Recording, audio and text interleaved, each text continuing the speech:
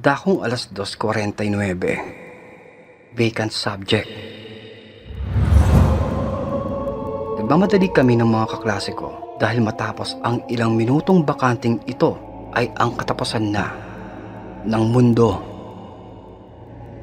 Opo, parang katapusan na ito ng mundo ko.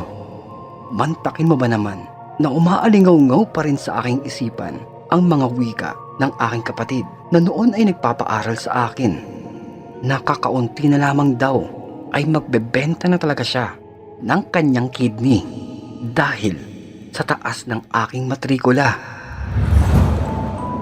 Ito na ang halos sumasalo ng mga gastusin at mga problema sa aming buong pamilya, sapagkat hindi na kaya magtrabaho ni mama dahil sa kanyang hika at na-lay off naman sa trabaho ang aking papa. Idol na idol ko nga siya dahil sa dami ng nakapasan sa kanya, bibihira ko lamang siyang marinig na magreklamo. Malumanay pa dahil siya'y lumaking Ilongga. Pearl? Bunso? Baka pwede. Huwag ka magloko dyan sa may pag-aaral nimo. Daghan na nga problema naroon dito sa may balay, oh. Huwag ka tumulad sa kapatid nimo na una pa sa ako mag-asawa. Nauna pa sa ako mag-anak. Tapos ay iniwan lang. Huwag, oh. Baka masakal na kita. Ilubog talaga kita sa may kumukulang mantika. Ate naman, sige ka. Oo naman, syempre. Ito nga, oh, papasok na po. Siya nga pala. May kailangan kasi akong libro. Ha? Para sa may subject namin. Pearl naman. Ngayon pa talaga? Magkano naman yan? Kwan kasi ate. 1.7. Ay, Diyos ko. Anong libro ba yan? Nasasanla ba yan? Ha? Apakamahal naman. Teka nga. Kwan ate. Sige. Bukas na lang ha? Bukas. Sahod bukas. Hindi ko pa nakwenta. Patira sa aking kwarta. Salamat ate. Labis ka talaga. O sige ha? Sige. Sige na. Pasok na ako. Baka. At heto ako. Tulirong-tuliro. Mabilis na naglalakad.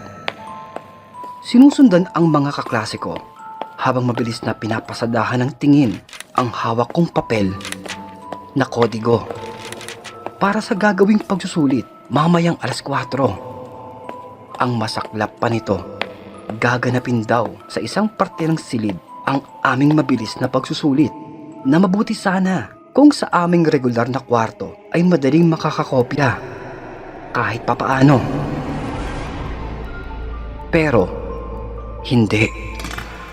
Narito at nakapila na ako sa labas ng library. Sinesenyasan kami ng aming maestra na lumakad papasok at maupo doon sa may sulok. Tinawag na kami isa-isa upang umupo sa may mahabang mesa na may patlang pa sa bawat pagitan. Kaya ang makapagkopyahan ay talagang isang malaking palaisipan. Sa loob ng silid-aklatan, halos walang katao-tao bukod sa aming 13. Bilang sa isang kamay kung ilang beses pa lamang ako dito na nakakapasok, kung kaya ay mas naiilang ako. Pero ewan ko bakit biglang nagtaasan ang mga balahibo ko. Kung sa bagay, sino ba naman ang hindi paninindigan ng balahibo na ikaw ang maupo sa may bandang dulo? Na ang makikita mo na nakapalibot sa iyo ay mga nagtataasang estante ng mga maalikabok na lumang libro na parang maririnig mo ang mga bumubulwak na samot-saring boses, istorya, kasaysayan at kaganapan sa bawat pahinang kanilang nilalaman na umaapaw sa mayamang kaalaman na may halong kilabot. Dahil isipin mo na lamang gaano na nga ba katagal na nakatambak sa may dilim at sulok na malungkot. Nang biglang natigilan ako dahil parang may nakita ako. Dahan-dahan, may nakita akong dumaan doon sa may mahaba at madilim na sulok. Tumagos ito na parang puting usok. Dito ay lalong nangalisag ang mga balahibo ko.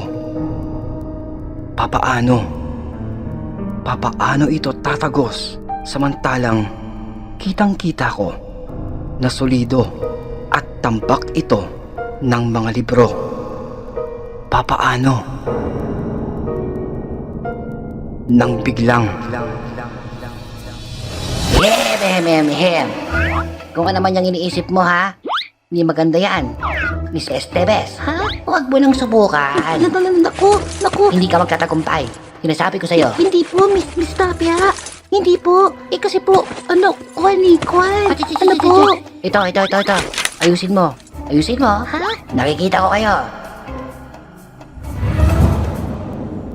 sinimulan na ng aming maestra ang pagbibilang ng 3. Saka pinindot nito ang hawak na aparatong stopwatch para sa pagsulit naming 30 minuto.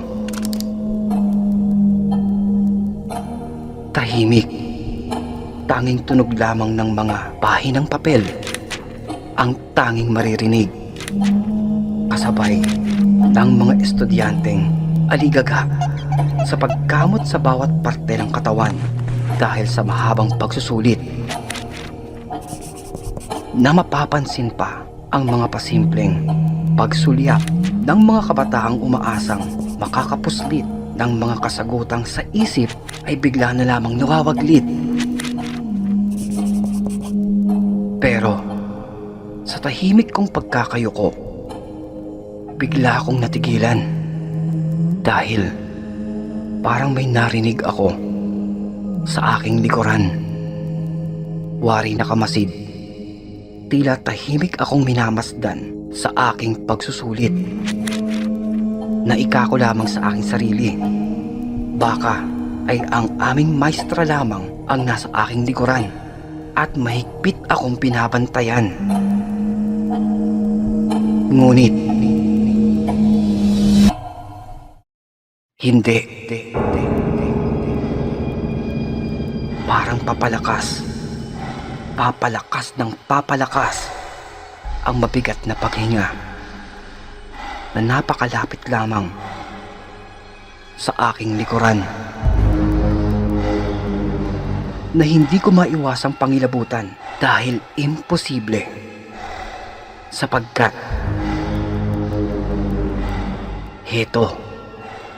heto ang aming maestra. Nakatayo ito sa may gilid ng aking kaklase at kinokolekta na ang papel na nasulatan. Kung kaya, bigla akong napabalikwas habol ang aking paghinga. Dililingon-lingon ko ang kapaligiran. Walang sino man ang nasa aking likuran. Wala talaga. Nilapitan na ako ng nakataas kilay naming maestra at sinabing, Ano eksena yan, Mrs. Tebes? Ha? Gumagawa ka ng komosyon, para yung mga kaklase mo makapagkopyahan. Ha? No. Lumang tugtugin na yan, Miss Estevez. Hindi po. Sa tagal ng aking pagtuturo dito, gasgas na yung mga ganyan. Kasi Kwan eh. No. Kasi, At saka, Miss Tapia, huwag po tayong masyadong maingay. Pwede? sorry po. Silala mo to eh. Halika dito. Dito ka. Akala nyo ha? Tandaan nyo, hindi makalulusot sa akin yan. Miss Tapia, ano ba? Baka naman. Sorry po. Baka naman. Sorry. Sorry po. Hindi na mauulit. dahil dito, pinalipat ako ng aming maestra. Mas malayo, mas madilim, at tahimik na sulok. Wala akong magawa dahil papaano pa ako lalong makakapag-isip nito. Pero sinikap kong huwag maapektuhan. Huminga ako ng malalim at tumutok sa aking pagsusulit. 10 minuto.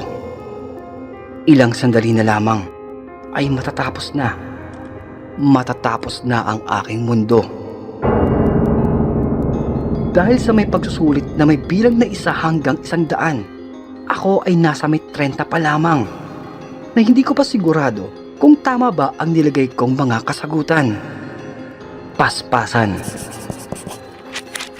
Dito ay mabilis kong sinagutan ang mga mahihirap na katanungan.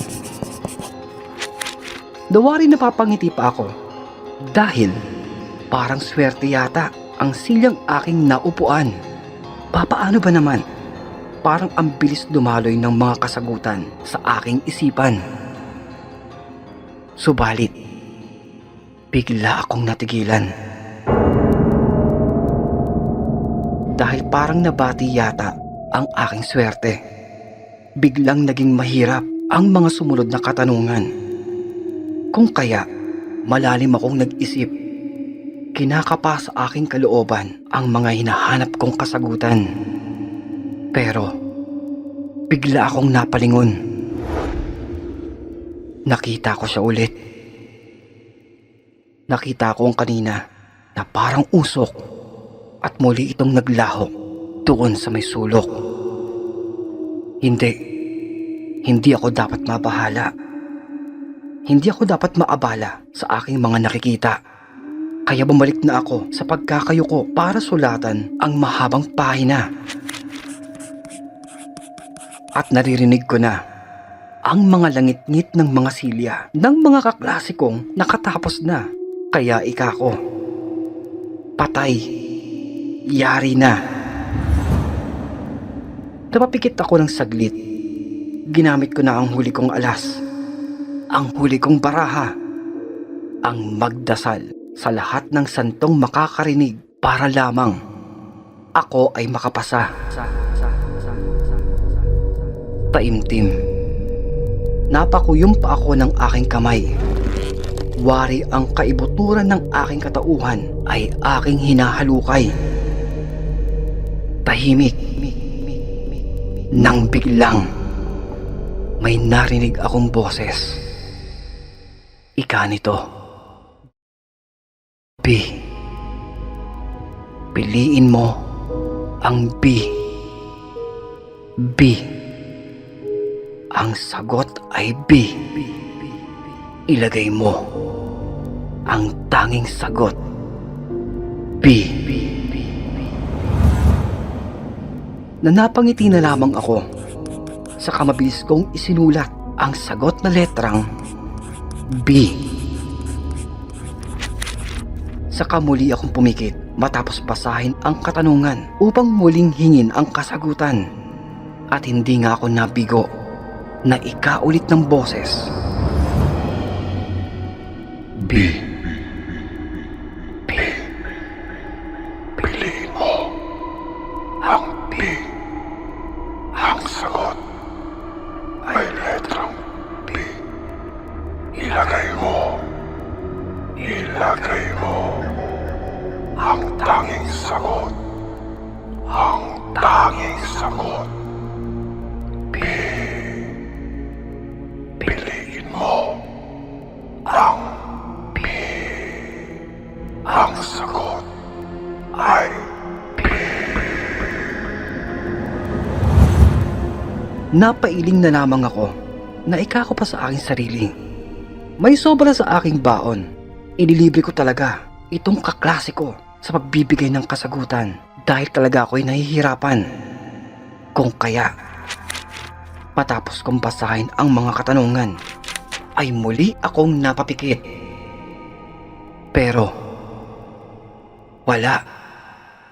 Parang ang tagal naman yata. Wala. Kung kaya ikako, bilisan nito ang pagbibigay ng sagot dahil ilang minuto na lamang ang nalalabi. Ngunit, wala na.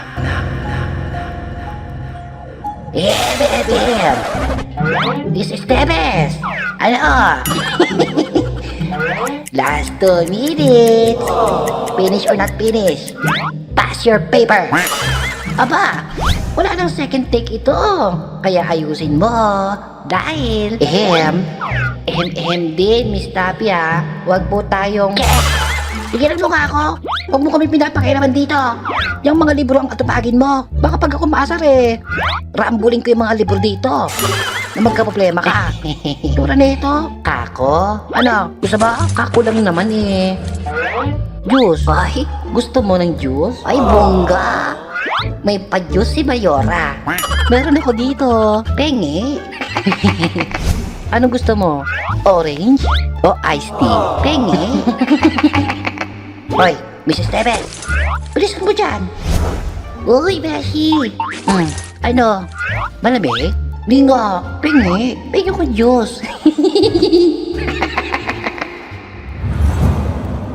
Dito po ako napadilat. Nandalaki ang aking mga mata sapagkat ako na lamang pala ang mag-isa ang tanging natitira. Kung kaya, sino ang kaninang nasa may likuran ko? Sino ang nagsasalita? Sino? Pinakalma ko ang aking sarili. Inipon ko ang natitira kong lakas ng aking loob. Iniisip ang mga huling sinabi ng aking ate at tinutukan ko ang nasa harapan kong papel. Mabilis kong sinagutan ang mga patlang. Pero biglang nagtaasan ang aking mga balahibo. Nang muli kong marinig ang malamig, malalim na boses na nasa aking likuran at kanya muling sinabi,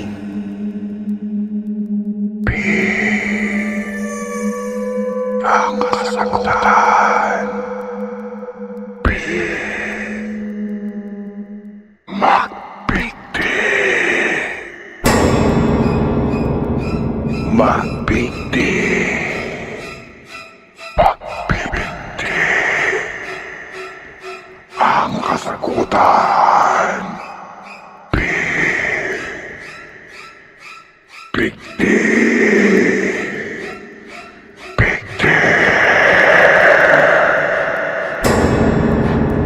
Dito ay mabilis akong napatayo. Dinampot ko ang aking bag, hinablot ang ilang pahinang papel. Saka sa aking maestra ay bigla ko itong iniabot. Nagmamadali akong lumabas ng tahimik. Habang ang mga luha ko sa labis na takot ay pinipigilan. Hoy! Mrs. Tebes! Mrs. Tebes! Saan ka pupunta? Tapos na ba itong lahat? Mrs. Tebes! Bumalik ka dito! Kinakausap pa kita! Mrs. Tebes! Tingnan mo nga naman itong mga kabataan to. May pagkabastos din talaga no? Hindi marunong magpaalam. Mrs. Tebes! Bumalik ka dito! Sir Narrator, dahil sa labis na kilabot at nerbiyos, hindi ko na inisip kung ang mga naisagot ko ba sa aming pagsusulit ay maayos. Basta alam ko lamang, kahit anong mangyari, ay hindi na ako muli pang babalik sa may lugar na iyon. Nasa huli naman, ay tiyak na mauunawaan naman ako ng aking ate. Nakapagtapos naman po ako ng kolehiyo, naigapang ang lahat kahit papaano. Nasa pamamagitan ng pagsasabay ng aking eskwela at pagkuha ng simpleng trabaho ay nairaos ko ito. Na naaalala ko pa, sabi pa noon ng aking ate, hindi na bale, hindi ako magtapos bilang cum laude. Basta ang pinaka-importante ay huwag lamang daw ako sa may eskwela matatae. Dahil karamihan sa mga first honor at cum laude sa pagdaan ng panahon ay hindi mo na maaalala ultimo ang kanilang itsura sa may klase. Pero yung mga kaklase mo, nasa eskwela ay natae. ay hindi mawawala sa iyong memorya. Yun lamang po.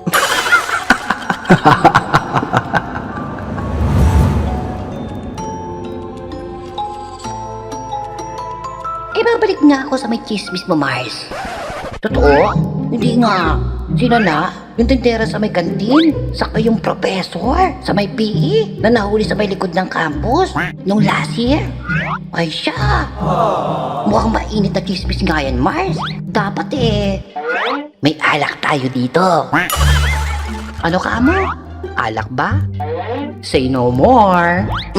Ay, iba tong librarian natin dito, oh. Girl Scout. Yan ang gusto ko sa'yo Friends tayo, oh. Huwag kang maingay. Ay, sorry. Siya. Kanino ang unang shot? Kanino? Abay, syempre. Bilisan mo. Syempre sa'yo na. Ano ka ba? Naku, Mars, ha? Mukhang mapapadalas ang tambay ko sa library. Mukhang masarap dito. Aircon na. May paalak pa.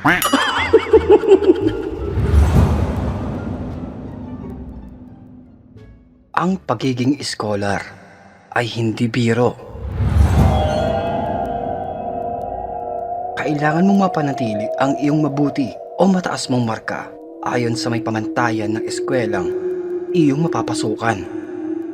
Idagdag pa na may pagkakataon na kailangan mo ding sumali o pasukan ang iba't ibang mga departamento bilang pandagdag puntos para ang iyong pagganap o impresyon sa nagbibigay ng tulong sa pag-aaral mo ay mas mapaganda.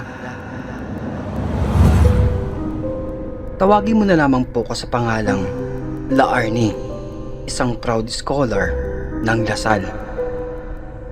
Ang kwento ko pong ito ay tungkol minsan, isang gabi sa pinasukan kong library. Nag-intern po ako dito para pantawid o pansuporta sa aking mga grado. Pakagat na ang dilim. Pero, heto pa rin ako. Litong-lito sa pagsasalansan sa may tambak ng mga makakapal at lumang libro. Naika ko pa nga, habang buhay na yata akong makukulong sa may malaking silid na ito. Dahil talagang mukhang madami akong aayusin dito.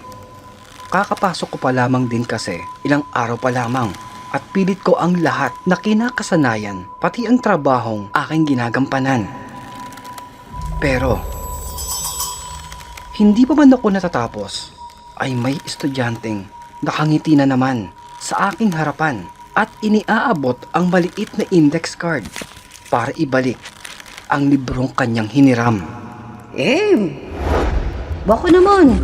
Malalagpasan ko na yung katalinuhan ni Einstein Hindi ka pa rin pumapayag na lumabas tayo. Baka naman. Teka ha? Ano nga ulit yung pangalan mo? John. John. John. Oo. John. Kaya pala, John. John ka magaling. Mukhang sinusundo ka pa nga ng yaya mo. Tapos aayain mo na akong lumabas. Alam mo, ang unahin mo yung pag-aaral mo. Ha? Saka, madami pang babaeng darating sa may buhay mo. Kaya nga Kaya pwede ba? Ikaw na yung una? Wow ha? Kapal naman.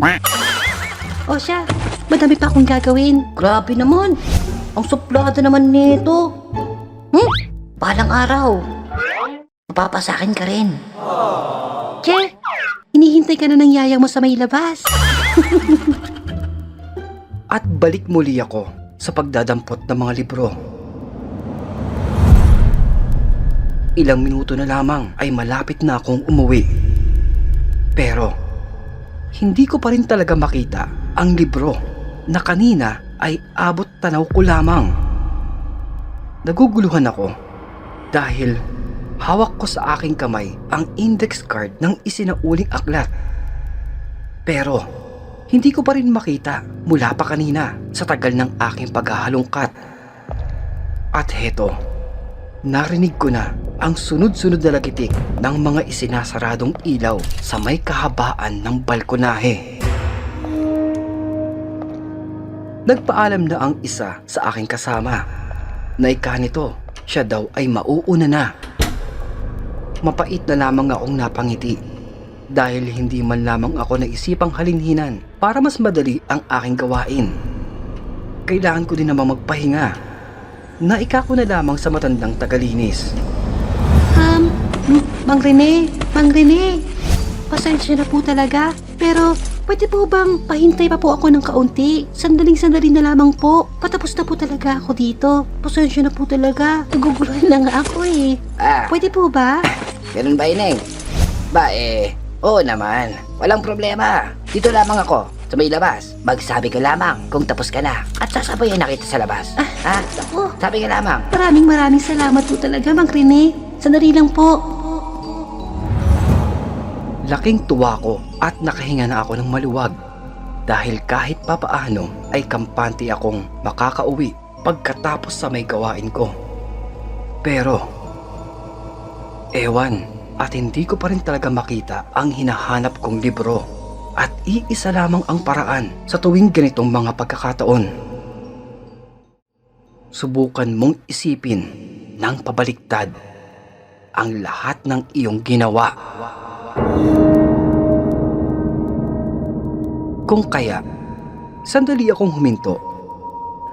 Tahimik. Minamasdan ko ang bawat sulok at landas na aking napwestuhan at ginalawan. Mga bagay na hinawakan at dinaanan. Subalit, bigla akong natigilan. Dahil may sumitsit.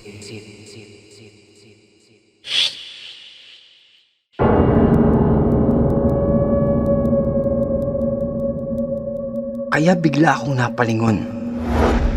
Hinahanap ko kung sino at saan nagmula ang tinig na narinig ko. Pero wala. Wala naman akong ibang nakikita. Napaismid na lamang ako sa kamuling bumalik sa aking pag-iisip.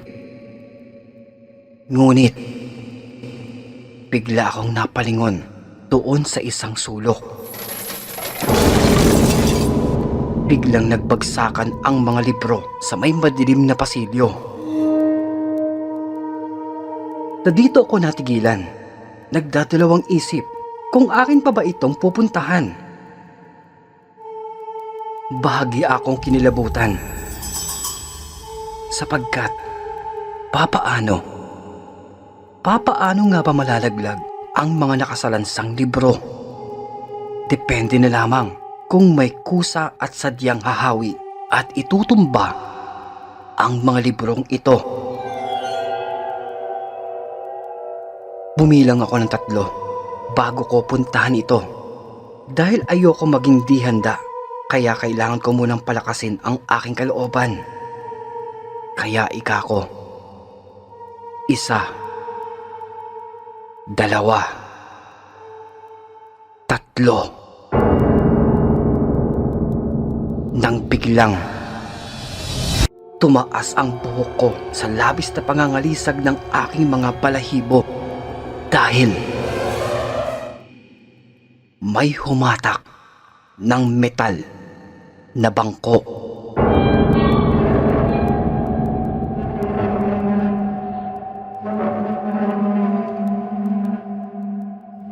Marahan, nakakangilo, na mas lalong nagpabilis sa pagkabog ng puso ko. Nanlalamig ang aking mga kamay. Bigla akong nakadama ng hindi maipaliwanag na nerbiyos. Napakiramdam ko, anumang oras ay bigla akong mahihimatay. Dahan-dahan. Tanging mata ko lamang ang gumagalaw. Mula kaliwa patungo ng kanan. At dito, halos hindi ako nakagalaw. Sapagkat parang may nakikita ako.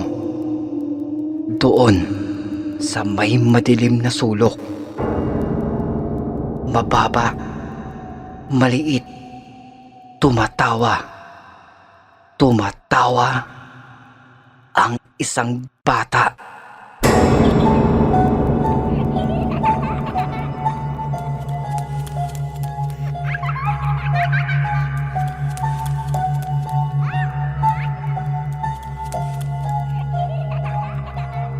Nang biglang, "Yeah, ayos ka lamang ba? Anong oras na? Halika na dito at ipagpabukas mo na lamang yan. Halika na at sabay na tayong lumabas. Tama na yan." Nawala na akong nagawa pa, kundi samantalahin ang pagkakataon. Mabilis kong dinampot ang aking gamit. Sa kalakad-takbong tinungo ang gawin ni Mang Rene. At kita ko pa itong matalim na napatingin sa may iniwan kong sulok. Wari, ito ay may tinitingnan. Matalim na tinititigan. Mang Rene? Mang Rene? Tara na ho.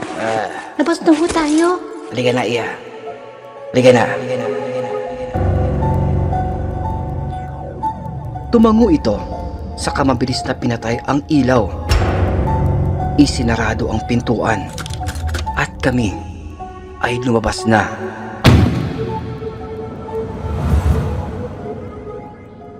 Sa aming paglalakad, hindi ko maiwasang di magkwento tungkol sa nangyari sa akin kanina. Doon, sa may tahimik na kwarto. Pero, hindi pa man ako nakakapangalahati sa mga sasabihin ko, ay pinatigil niya na ako sa kanapangiti na sinabing, masanay na daw ako kung nais kong magtagal sa may pinasok ko. Dahil, araw-araw kong makakasama ang mga ito. Napabalikwas ako. Nagtataka na para bang alam na nito ang tinutukoy ko. At oo nga, dahil bakit nga naman hindi niya malalaman, samantalang siya ang pinakamatanda sa mga nakakausap ko sa lahat ng departamento. At dito ko lubos na unawaan na noon pa man daw ay madalas niya na itong nararamdaman. Na ang tangi ko lamang daw gawin ay huwag itong pansinin. Sapagkat, ika ni Mang Rene, kung patuloy mong tatangkilikin ang takot sa iyong puso, ay lulukubin ka nito. Mabubulok sa iyong buong pagkatao. Kakainin ka. At mananaig ito laban sa'yo. Mga salitang mula sa taong nililok ng panahon na may kabuluhan na hindi man ito nagtapos sa mataas na eskwelahan. Ngunit para sa akin, siya ang sa lahat ang may ginintuang pinag-aralan. Tanging siya lamang. Pero, Sir Narrator, hindi po dito natatapos ang aking maikling kwento.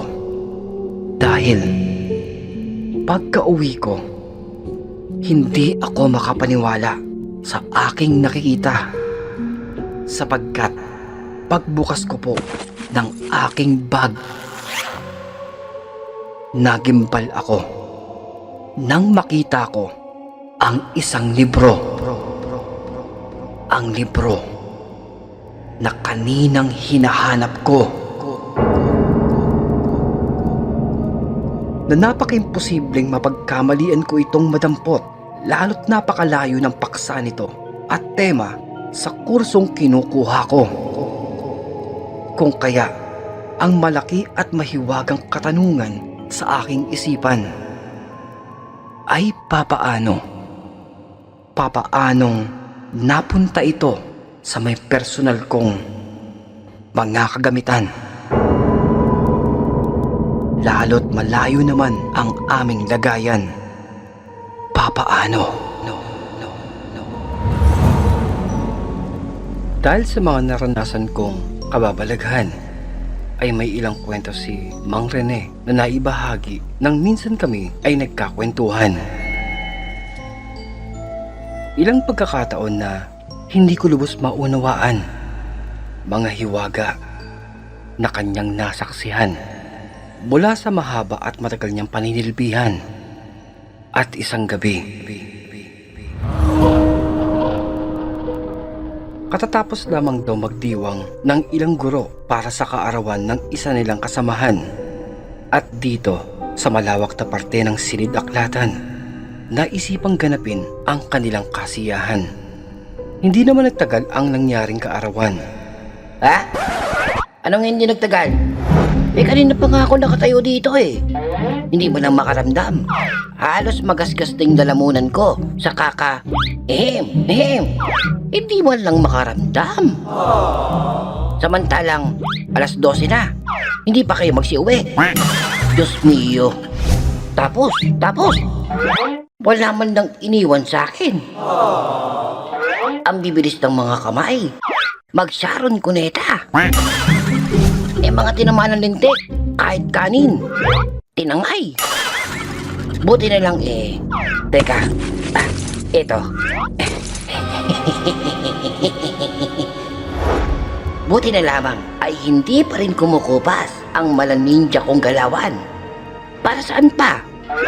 At kakambal ko si Lito Lapid. Sarap ng lumpia na to. Teka, mas masarap kung may ganito. Hotdog! Kala nyo Tahimik itong napahinto sa kanyang gawain. Para mabilis na sa may sulok, siya ay kumain.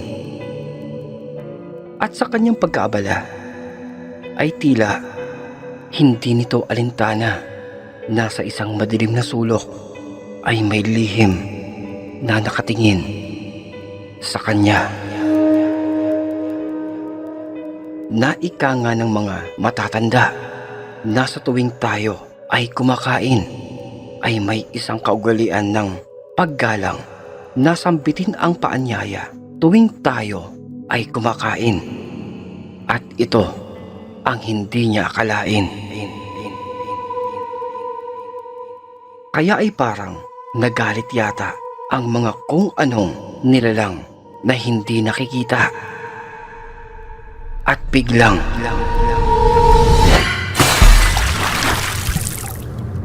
may sumipa sa may balde na nasa may sulok ng pinto, kasabay ng pagbagsak ng gamit na lampaso. Anak lang. Ay, Diyos mio naman Ay, nako. Na tila mas nadagdagan ang kanyang gawain. Ang mga kaninang dadamputin na lamang ng mga munting kalat, ngayon ay may lilimasin pa itong natapong tubig. Habang nagdalampaso, napaisip ito, papaano nga bang matatapon ang baldeng ito? Samantalang maayos na nakapwesto ang timba at lampaso doon sa may gilid ng pinto. At sa kanyang pag-oobserba, ayon sa mga nakikita, ang balde ay parang sadya talagang sinipa. Ngunit, sino ang may gawa? Samantalang, dito ay nag-iisa lamang siya. Sino ang may gawa?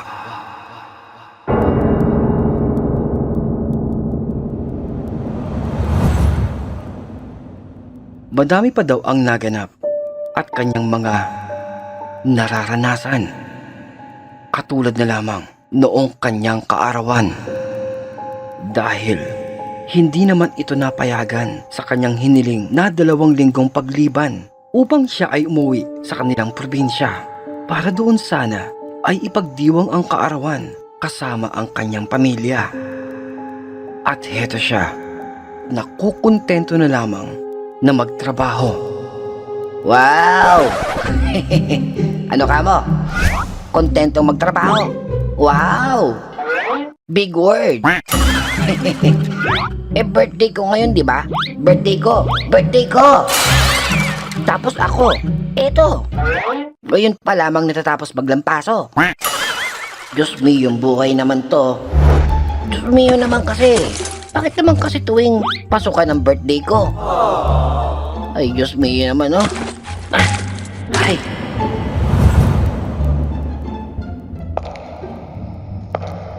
Tahimik na daw itong naglalakad upang ibalik sa may lagayan ang kanyang mga kagamitan matapos isarado ang pinto ng silid-aklatan.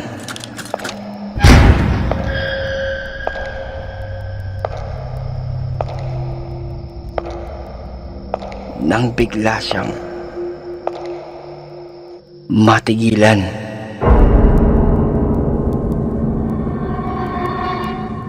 Sapagkat may naririnig itong tila naglalakad.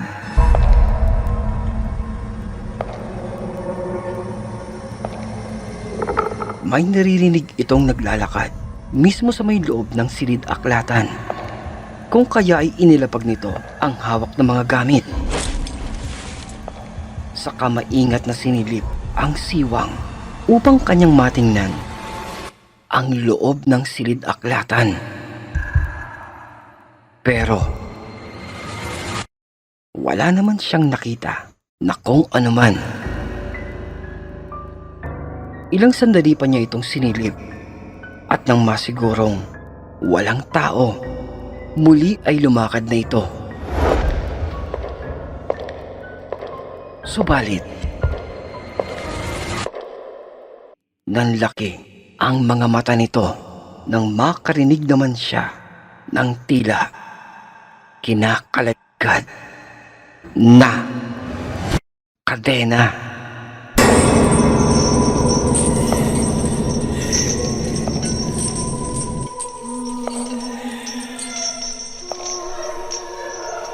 Dahan-dahan.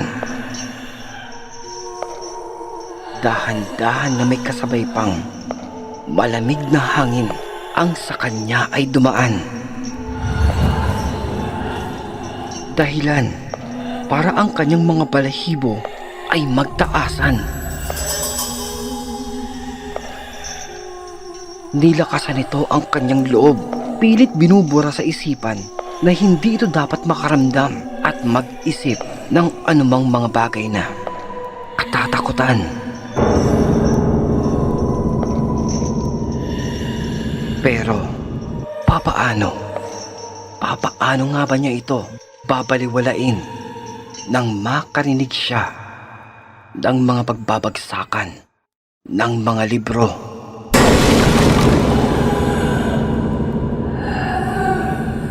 Na parang isa-isang ibinabagsak ito bawat segundo. Gumapang palalo ang kilabot sa buong katawan nito, lalo nang marinig niya ang dahan-dahan. Ang dahan-dahang papalapit, papalapit ng papalapit na mga tunog ng kinakalagkad na kadena.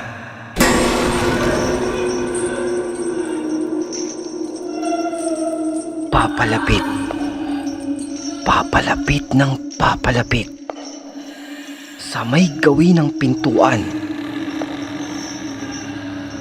Mula sa may silid-aklatan.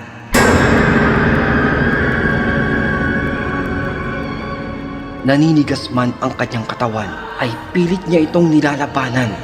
At nang makaipon ito ng kaunting lakas sa kalooban, ay buong tapang niya itong sinigawan. Lintik ka! Kung sino ka man!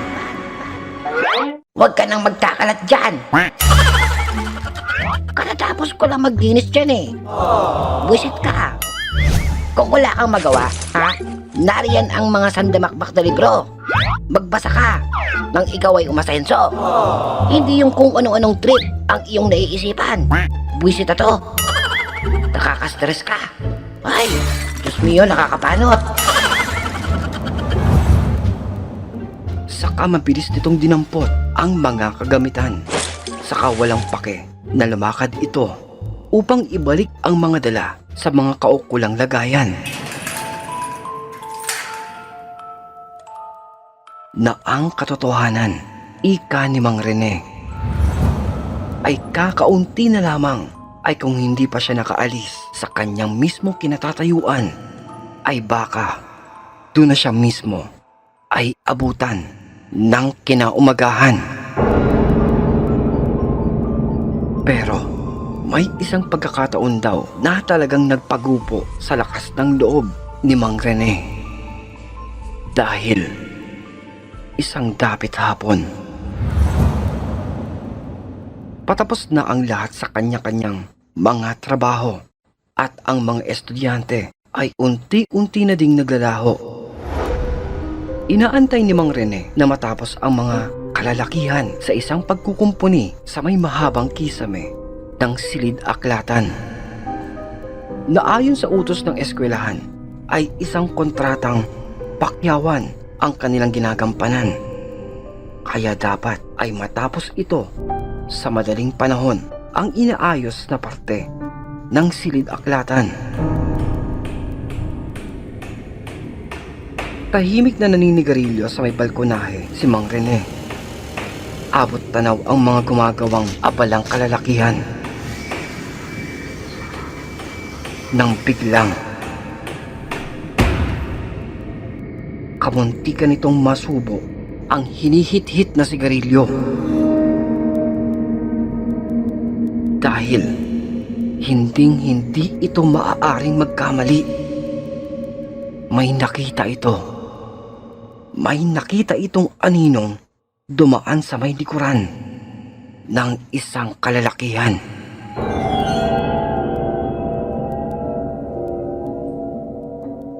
Na tila wala silang alam dahil kita pa niya ang mga ito na nagkakatuwaan habang tinatapos ang kanilang ginagawa. Kinusot pa ni Mang Rene ang kanyang mga mata na baka lamang daw ay inaantok na ito sa pagbabantay o paghihintay sa mga kalalakihan. Subalit, hindi nagtagal ay biglang napasigaw ang isang lalaki. Naika nito ay sino daw ang yumugyog sa tinutungtungan nitong hagdanan. Napakadelikado dahil tiyak ang disgrasya sa may matigas nitong kababagsakan. Kaya naiinis na nagbabala ang lalaki sa may kasama nito na hawakang maigi ang mahabang hagdanan. Pero hindi pa man nagtatagal, lumagabog ang lalaki sa may sahig ng silid-aklatan.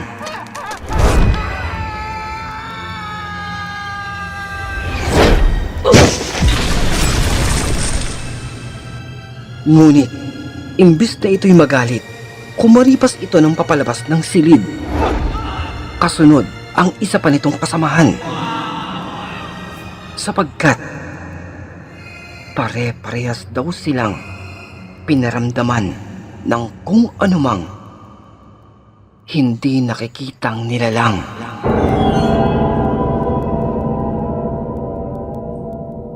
Ngunit hindi kay Mang Rene dahil nakita niya ang lahat. Nakita niya mismo ng kanyang dalawang mata. Ang isang mataas at itim na anino na siyang sumusunod sa mga kasamahan nito. At ang isang bata na kanina pang sinusubukang itulak ang naturang hagdan.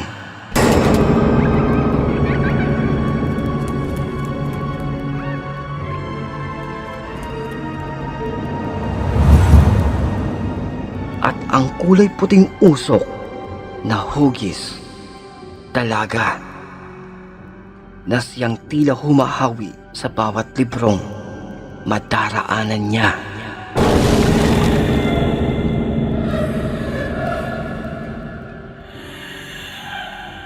Dumating na ang dalawang tagabantay. Nag-uusisa ito tungkol sa kanilang mga narinig na ingay.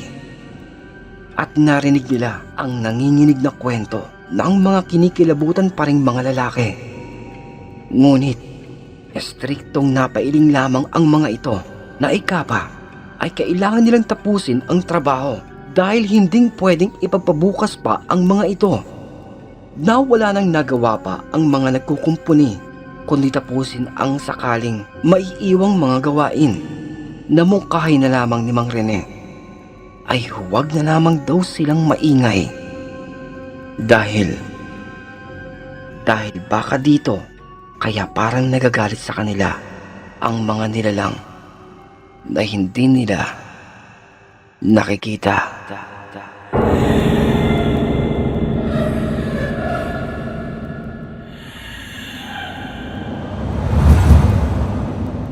Sir Narrator, sa edad daw ni Mang Rene, marami pa daw itong mga kwentong hindi basta kayang maipaliwanag at basta lamang paniwalaan. Mga kwento ng misteryo, hiwaga at istoryang binabalot ng mga nakakapangilabot na kababalaghan na sana ay inyo po itong nagustuhan. Maraming salamat sa paglaalaan ng inyong oras at sana ay iyo itong maitampok sa napakaganda mong programa. Maraming salamat. Pagbati at dasal sa iyong buong pamilya. Maraming salamat po. Tawagin mo na lamang po ako sa palayo kong Cora na ang edad ay nasa may dakaw na ng 60. Ang kwentong ito ay naganap noong aking kabataan sa aking pag-aaral doon sa malaking universidad na nasa may Diliman. Isang araw, buwan ito ng Setyembre, isang grupo kaming pumasok sa may library. May nakatakda kasi kaming aralin at iminungkahi ng aming guro na mas mainam kung magsasama-sama kaming magsasaliksik para mas makapalagayan namin ng loob ang bawat isa at mas mapabilis ang aming pagsasalin ng karunungan sa tinatalakay na aralin. Napakasaya naman talaga. Paano ba naman kasi, kauna-unahang beses ko pa lamang din makakapasok noon sa may ganito. Nakapasok naman po ako sa ibang aklatan, pero ito ay talagang masasabi ko na tunay na silid aklatan dahil nga naman sa dami ng mga libro at mga sipi na aklat ay narito na ang lahat ng iyong mga kailangan. Isang pangarap na kalaunan ay bangungot ang kakahantungan. Dahil magmula nito ay hinding-hindi na ako pumasok kailanman sa kahit saan mang silid aklatan. Sapagkat noong araw na ito, masaya naman ang simula ng lahat, lalo pat kasama ang mga kaklase na magpahanggang sa ngayon ay ilan sa mga ito ay nanatili ko pa rin kaibigan. Masayang grupo kaming pumasok sa may library. Halos lumawa ang mata ko sa pagmamalas sa kagandahan ng isang malawak, makulay na tatambakan ng iba't ibang uri ng aklat. Kung kaya sa labis na tuwa ay sinuyod ko ang lahat ng mga librong nais kong makita at kapulutan ng kaalaman. Naika ko pa nga sa aking sarili. Susulitin ko ito. Hindi ako titigil magbasa dahil isa ito sa aking mga pantasya. Kinuha ko ang mga librong aking noon pa ay gustong mabasa. At kahit basta lamang ay mapasadahan ng aking mata, ay hindi ako nagsawa. Sadyang nakakamangha. Napakapambihira. Halos hindi mapawi ang ngiti ko. Wala na akong pakialam kung pinagtatawanan ako ng mga kaklase ko. Basta masaya ako dahil natupad ang isa sa mga pinapangarap ko. Pero ganon na lamang nang ako'y matigilan. Dahil nang sabihin ng aking mga kaklase na tapos na daw sila, ay doon ako biglang nagka-problema. Sapagkat ika nila, sa napakaraming klase ng mga kinuha kong libro na akala ko ay ganon-ganon lamang ito, ay nagulat ako nang sabihin sa akin ng isa kong kaklase na sa dami nito ay ako din daw ang magbabalik ng lahat ng mga ito.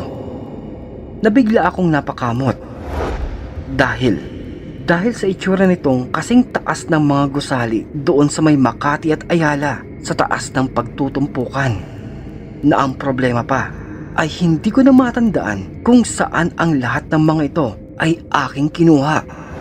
Napabiro ko pang sinabi na pwede naman sigurong iwan ko na lamang ang mga ito at may kusa namang magbabalik sa kanila.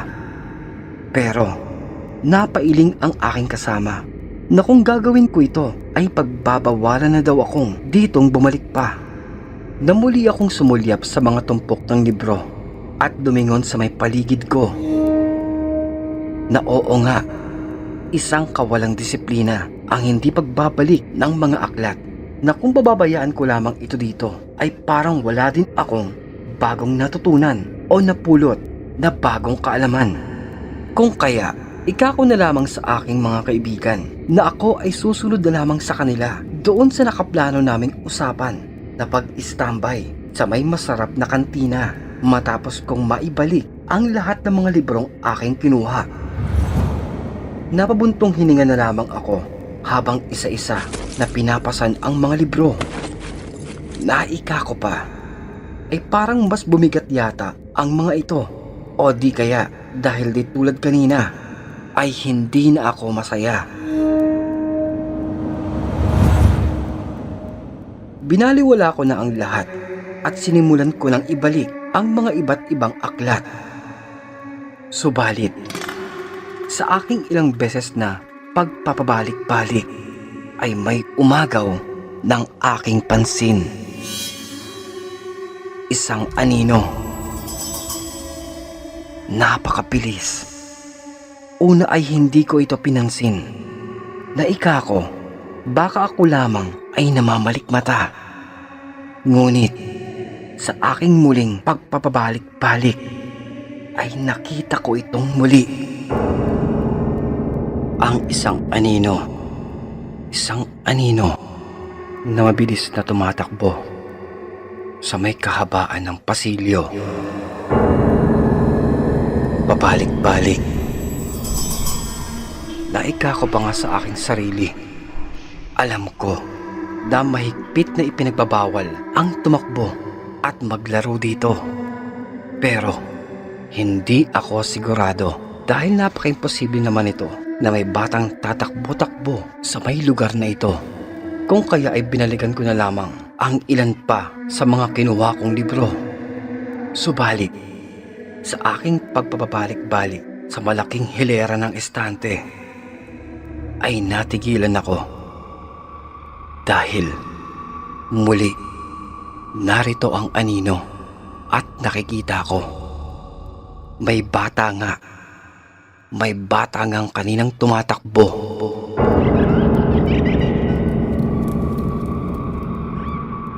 Kung kaya matapos kong maibalik ang hawak kong libro, ay naupo muna ako upang magmatiyag. Hindi na muna ako tumayo sa aking kinauupuan at aking inaantabayanan ang kaninang aking nasasaksihan, na baka ako ay namamalikmata lamang. Sandali pa akong naghintay habang napapansin kong unti-unting numinipis ang bilang ng mga tao. Dahil oo nga, oras na kasi ito ng merienda, kaya ang iba ay lumalabas na. Pero sa aking pagsulyap sa may malaking silid ay bigla akong muling natigilan.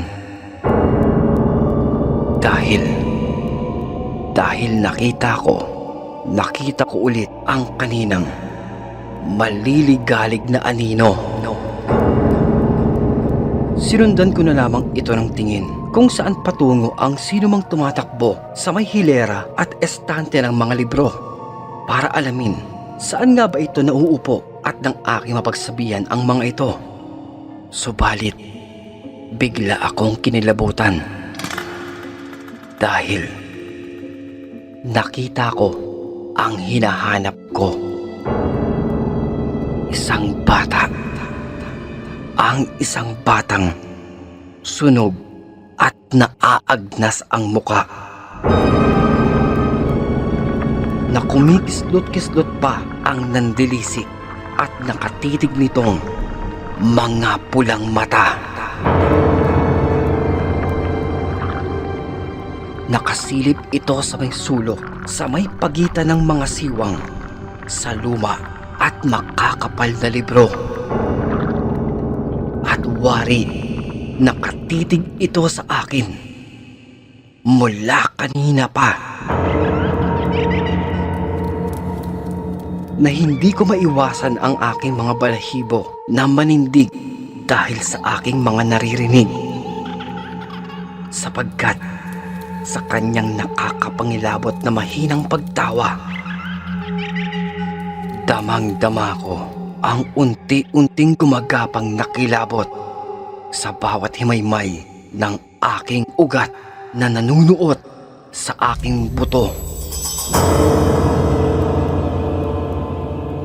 Hindi na ako makakilos, ni hindi ko na din mabawi ang aking mata sa pagkakatitig, lalong-lalo na nang kumukurap-kurap pa ito. Wari bumubungis-ngis ang nandilisik niyang mga mata habang nakakubli sa may madilim na sulok ng silid. Nang biglang isang malamig na tapik sa aking balikat ang aking naramdaman.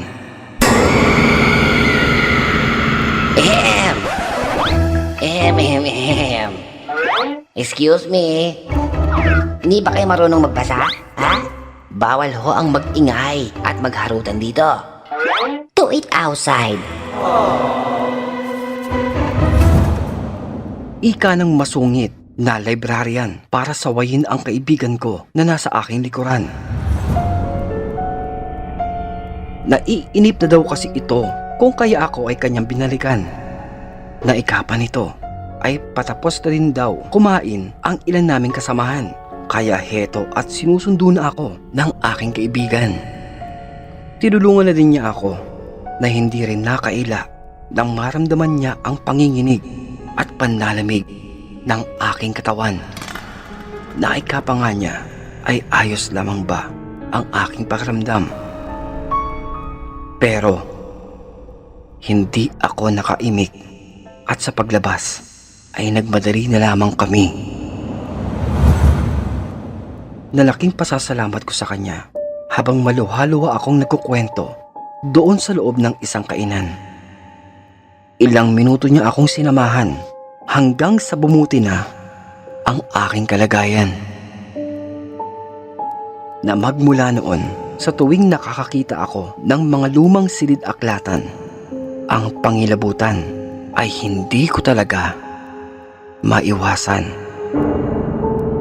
Na kung papaano pa kaya ang kalagayan kung doon sa mga mas matanda at malalaking silid-aklatan na siguradong pinamamahayan ng mas nakakapangilabot na uri ng kababalaghan. Hanggang dito na lamang po. Maraming salamat, Pinoy Horror Encounters.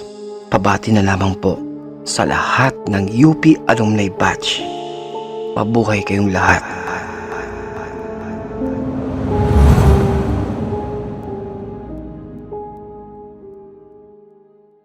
Ako po si Mary Ann.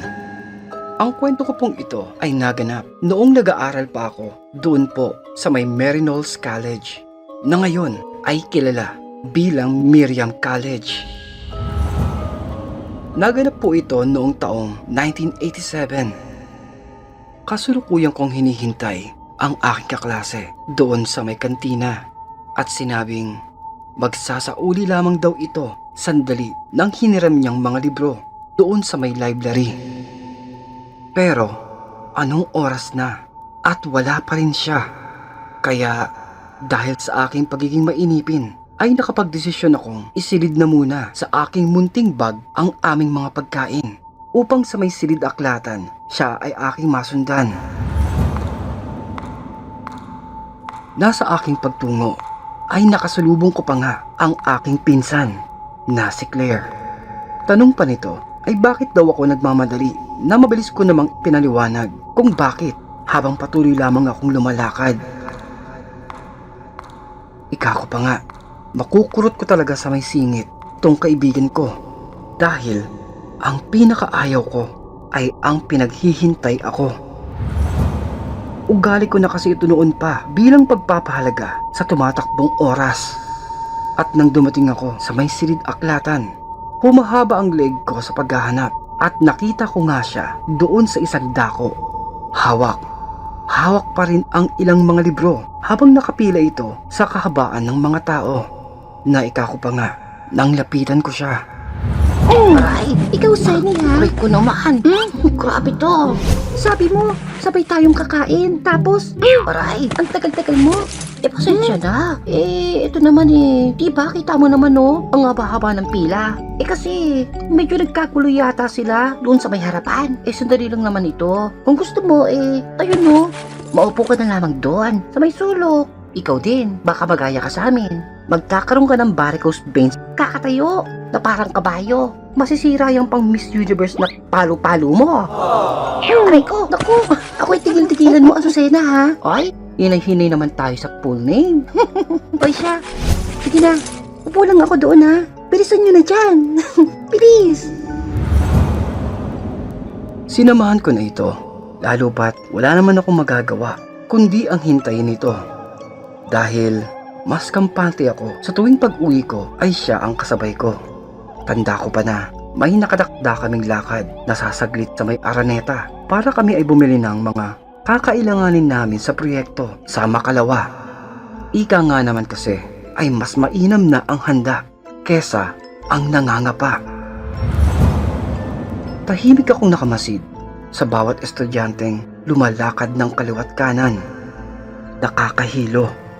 Nakakahilo silang pagmasdan na dito ay nakadama ako ng bahagyang pagkaantok. Alam niyo po ba yung pakiramdam na nasa biyahe ka at nilalabanan mo ang pagbigat ng iyong mga mata? Ngunit hindi mo magawa dahil ang lugar ng matutulugan ay hindi akma. Ganon na ganon ang aking pakiramdam habang minamasdan ko silang nakapila sa may tapat ng mesa ng masungit na librarian. At unti-unti, tila bumibilis na ang kanilang pila hanggang sa siya na lamang ang natitira na napatukod na ako sa aking baba dahil mukhang ang aking pagkaantok ay hindi ko na talaga kaya. Halong antok, pagkainip at inis habang minamasdan ko silang magkaharap ng kustodyan na papaano nga namang hindi magiging mabagal ay nag-iisa na lamang ito at may edad pa na heto nga at mukhang nahihirapan pang magbasa ng index card na hawak niya. Nakita kong sinesenyasan ng librarian ang aking kaibigan na tila hinihikayat itong sumama at hanapin ang kanilang librong pinoproblema na dito ay talagang wala na akong nagawa kundi lamang ang mapatunganga. Nang biglang mabilis akong napabalikwas ng tingin. Nagtataka habang titig na titig sa pinanggalingan ng pagbatingting na aking narinig. Na siyang pagsulyap ng matandang librarian doon sa may front desk kasama ang aking kaibigan. Matalim ako nitong tinitigan. Wari ba na ako ay kanyang pinagbibintangan? Nanlaki ang aking mga mata habang sumesenyas na wala akong kinalaman. Naika ko pa nga. Hindi po ako. Hindi po ako. Sige lang. Subukan mo, iha. Sige lang. Subukan mo ako. Hindi po talaga. Hindi po ako yun. Pasensya na po. Pasensya na. Sapagkat kanina pa ako sa aking pwesto at napakalayo ko, kung kaya ay papaano magiging ako. Nanatawa na lamang ang aking kaibigan na nasa may likuran ng matandang librarian na ika daw ay napakapili ako.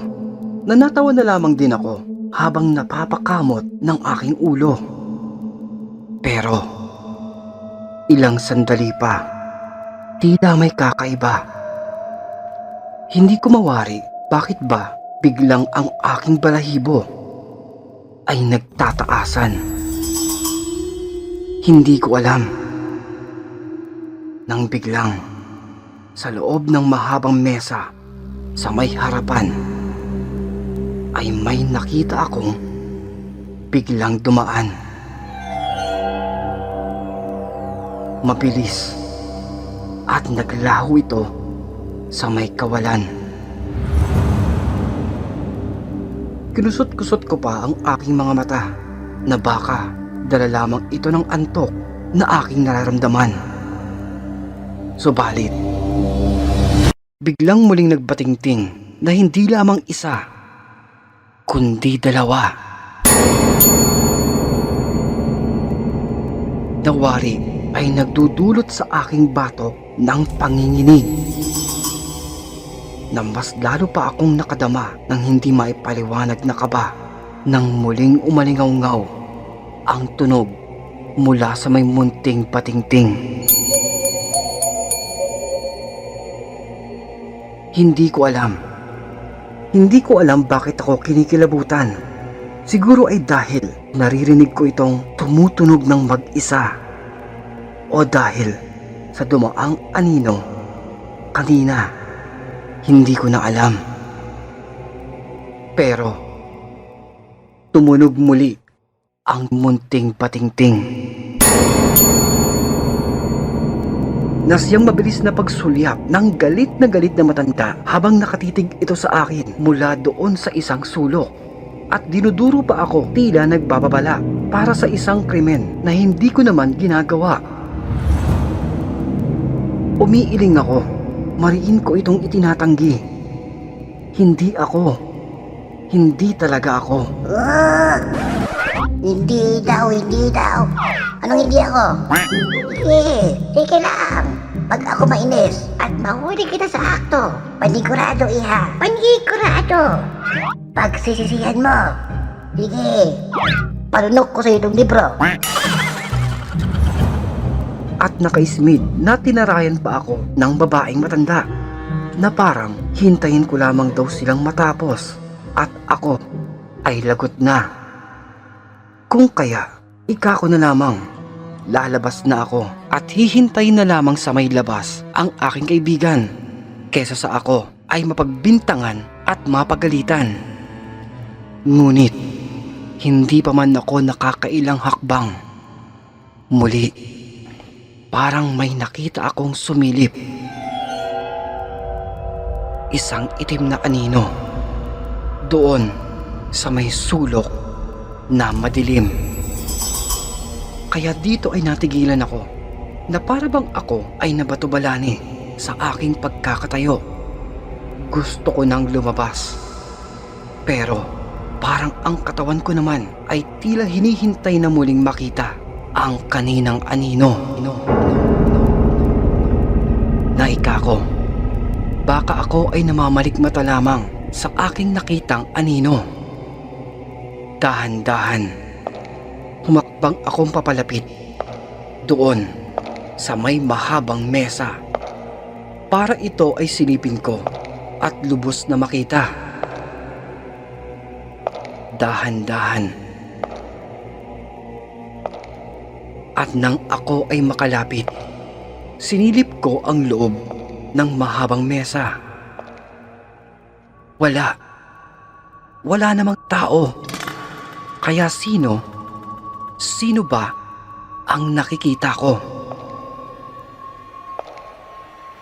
Nang biglang, Halos mapatalon ako nang muling tumunog ang munting batingting na eksakto pang nasa may gilid ko.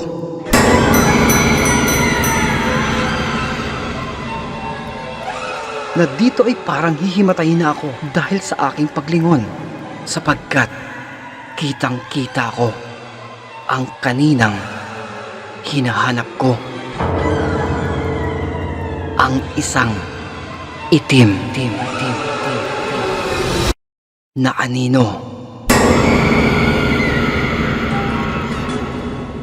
Subalit, para akong aatakihin sa puso ng 2 beses dahil sa bigla din paglitaw ng masungit na matanda. Huli ka, Palboy! Oh, ano? Ano? Magmamaang-maangan ka pa, iha? Ha? Hindi ikaw ang gumagawa, di ba? Hindi eh. Hindi ikaw, no? Hindi ikaw, di ba? Hindi po talaga ako yung gumagawa. Hindi po talaga ako. Ano? Mga trip mo. Ayusin mo. Wala, akin na. Akin na yung ID mo. Ipakita mo. Ipakita mo. At magkikita tayo doon sa may guidance counselor. Mga trip mo, ha? Magkakasubukan tayo. Ma'am naman, Huh? patawad po. Alam mo, Patawad ha? na po. Hindi po talaga ako yun. Hindi po ako. Hindi ikaw, no? Hindi ikaw, di ba?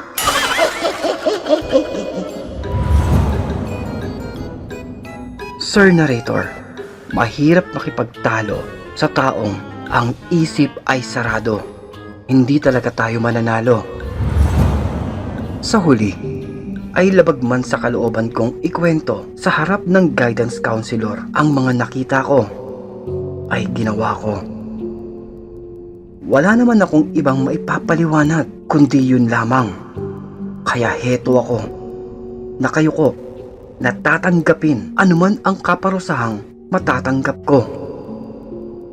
Pero, natatawa lamang ang aking kausap na ikapa nito ay huwag na akong mag-alala pa at isa lamang daw itong hindi pagkakaunawaan at huwag na akong matakot at siya na ang bahala. Nagtaka kami ng kaibigan ko. Naguguluhan. Naibig sabihin pa nito, ang aking kwento ay kanyang basta na lamang pinaniwalaan. Pero, yun pala, hindi lamang ako ang may ganitong kwento. Sapagkat, totoong madalas nang nangyayari ang kaganapang ganito. Hindi lingid sa kanila ang nakakapangilabot na kwento. Ang mahiwagang sikreto sa may silid aklatan tungkol sa nagpapakitang itim na anino na sentro ng kwentong kababalaghan.